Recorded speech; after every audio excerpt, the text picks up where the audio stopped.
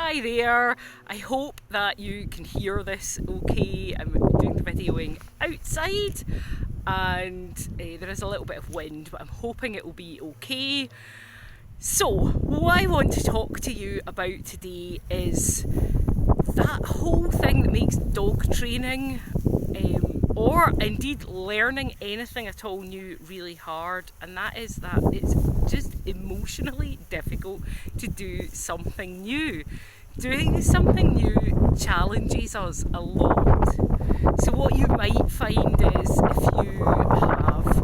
if you're like me and you grew up with the perception that you're not good at doing physical things, you're not good at learning how to do things that require any sort of physical skill.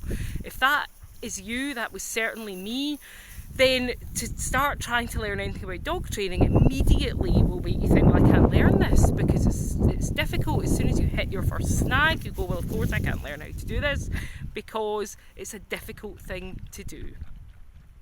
But that's not true. That's not true at all. It is a difficult thing to do. It's difficult for anybody to learn how to do, and you can let go of those beliefs. So what prompted me to make this video is that I had a thing that kind of came up for me last night and this morning. I started Best Dog Learning and stuff in 2018, but I started the work to set the company up before that. In 2017 I started the work to set the company up, and there was a lot of things that I had to learn to do that, and it felt very difficult, and at various points I almost gave up. I did stop at various points and have a break because it just felt overwhelming to have to understand everything that I needed to do. But anyway, I carried on. Obviously I'm talking to you now, and I carried on. And so then the next thing that really felt uncomfortable to me was when I started to sell my classes to people. I felt really uncomfortable about that, and I always felt sick whenever I started selling a new class. And I used to put lots of barriers in place to keep the numbers down so that I didn't feel overwhelmed. I would always have a limit on how many people could join, and I would only run them at certain times so that I felt in control, and that was what that was about. It was about me feeling in control. In fact, there's no need to do things that way if you're working online, because online lends itself really well to a much more abundant way of offering what you do. So that's why now I don't run classes like that online.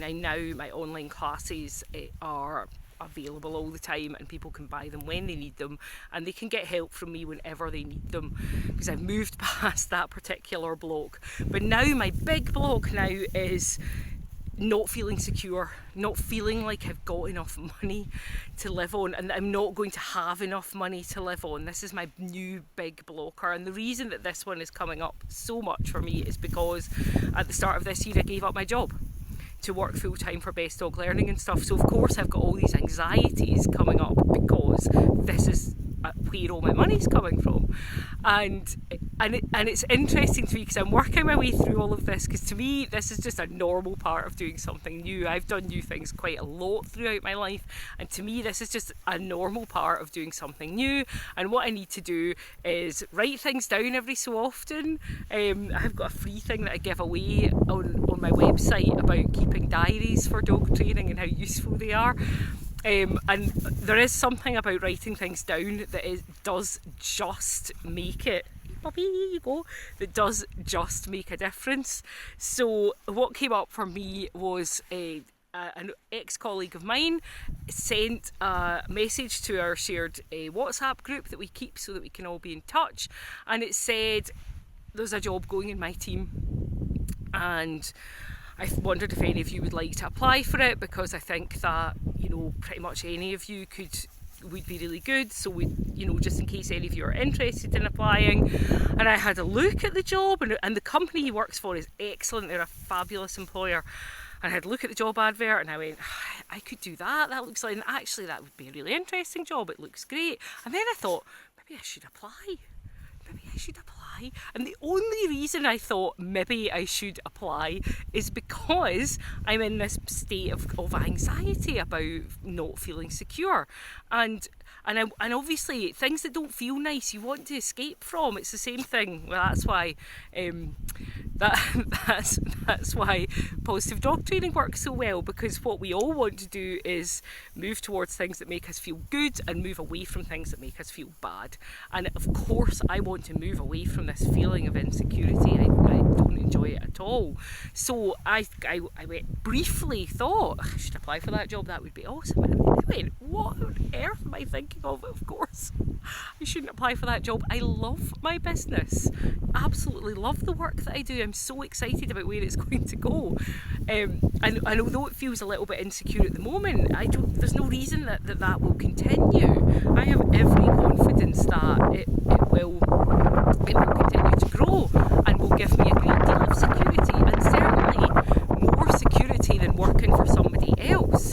So I sat down and I wrote all that down this morning. I wrote it all down I reminded myself that I did have a permanent job that I really liked, but that in the time I did that job, my working conditions were lower and lower and lower, because we were outsourced. We were two-paid across, which is what they call it when a company sells their staff to another company.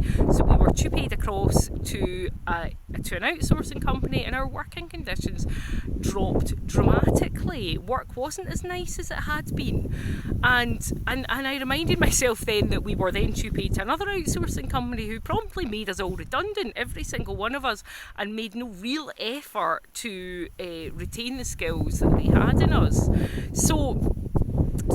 And that was years and years of upheaval and lots of discontent for pretty much all of us. And so I reminded myself that working for a company doesn't necessarily offer any kind of long-term security, not these days. So I wrote all of that down, and I reminded myself as well how much I love working for Best Dog Learning and stuff, and how much difference. I looked at the reviews I've had, I looked at all the testimonials on my website, and I reminded myself of the difference that I'm making in people's lives. And then I thought, well, that was really daft. I don't understand why you even thought about applying for a job. That was just a ridiculous thing to think. What you need to do is keep going, because this is just one of these transition phases in doing something new.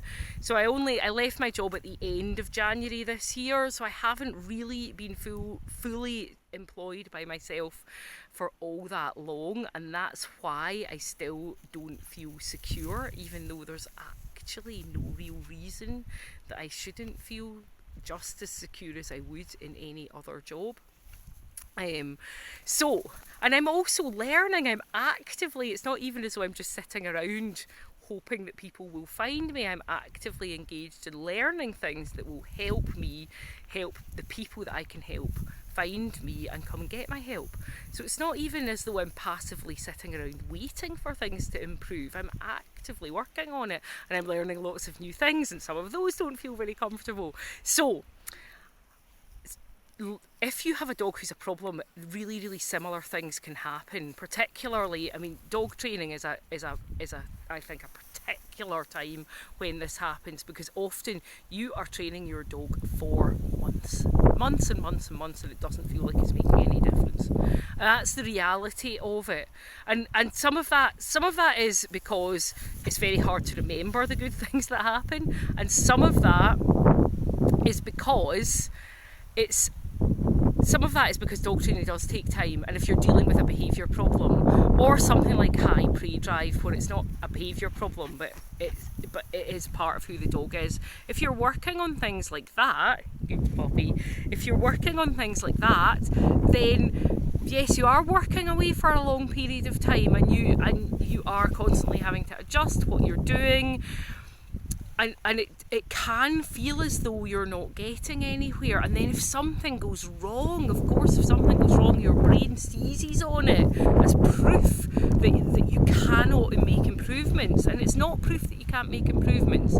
It's just a normal part of what it's like when you're training a dog to pretty much do anything at all. But it's more so the case when you're dealing with a behaviour problem or something like a high pre-drive, where it's like what the dog's doing is having a negative impact on your life on a fairly day-to-day basis, then it's even more likely that your brain will seize on anything that's gone wrong and say, see, I told you that you couldn't fix this.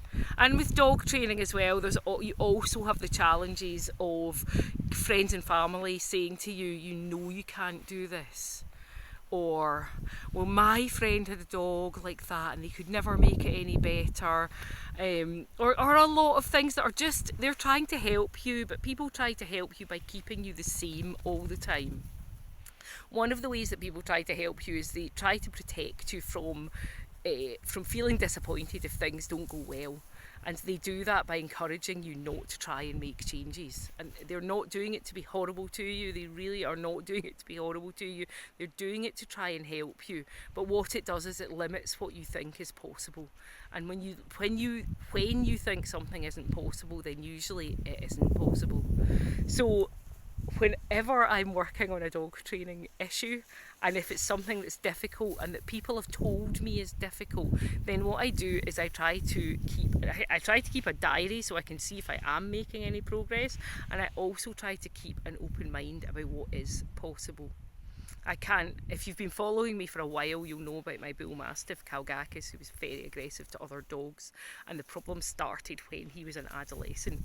And so he was about 18 months old, which is a typically difficult age, and it's typically an age when the dogs who might become difficult with other dogs often start at that sort of age, and the dogs with high prey drives will often really start at that sort of stage in life. And so what people said to me repeatedly was, you cannot resolve the issues with Kalgakis, you just can't. He is going to be like that for the rest of his life. I was told that repeatedly by lots of people who were trying to help me. They were absolutely trying to help me. They were trying to manage my expectations because he was my first dog, and they felt as though that me believing that he could change was just delusional, and they didn't want me to be delusional, and they also didn't want me to be putting other people's dogs at risk, which I would never do. Kalgakis wore a muzzle when he was a risk to other people's dogs for every walk. But people were trying to help me. They were trying to manage my expectations of what it would be like for me to live with Kalgakis for the rest of his life, so that they could help empower me to make a good decision about whether or not I wanted to do that. Now, that was all utter nonsense. It's utter nonsense. Kalgakis is still the dog who I've lived with who was the best with other dogs. He loved other dogs so much, and he's the only dog I've lived with who was over the moon with excitement if a dog came over. What are you barking at? I'm trying to talk. He was still the only dog that I have lived with who was absolutely delighted if we went on a walk and a young bouncy dog ran over to him to play. He loved it. He was amazing. I travelled the country with that dog, and I took him to lots of places. He mixed with hundreds of other dogs. He did my degree with me. He was absolutely fine. If I had listened to the people who were trying to help me, and allowed myself to be limited by their understanding of what was possible, we would never have gotten there, because I would have been walking him in the middle of nowhere for the rest of his life. I wouldn't have been taking him to do a degree, and I certainly wouldn't have been driving up and down the country to Bath with him to train as a T-touch practitioner, because I would have considered it to be too risky. And it really wasn't. He entirely recovered. So I want you to bear all of this in mind the next time something goes wrong in your training and you are facing a challenge. And I'm going to stop talking to you because Divide the puppy has gotten bored with running around on her own and wants us to go and do something together. So I will talk to you later. Bye for now.